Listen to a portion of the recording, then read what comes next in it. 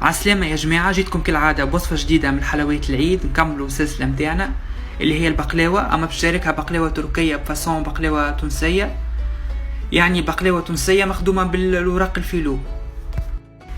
بالنسبة للفاكهة اللي استعملتها للبقلاوة، انا خديت كيلو ونص فاكهة مخلطة ما بين بفريوة وفستق وبندق ولوز، عرجتهم في الفور. وبالطبيعة البندق والفستق ما عرجتهمش برشا، يعني ما حمرتهمش برشا، بين داخلة وخارجة في الفور.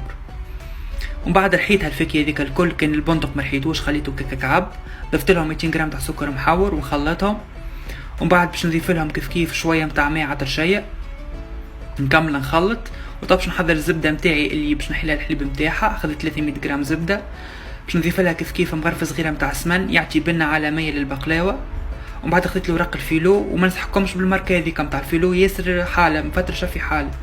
ومن بعد خديت الورق الفيلو، خديت 8 ورقات من اللوطه وحطيت من بيناتهم الزبده مزروعه الحليب. ومن بعد رشيت سكر محور وحطيت الفاكهه، كيف حطيت سكر محور من فوق الفاكهه باش تلصق لي، وحطيت كيف 8 وراق من الفوق.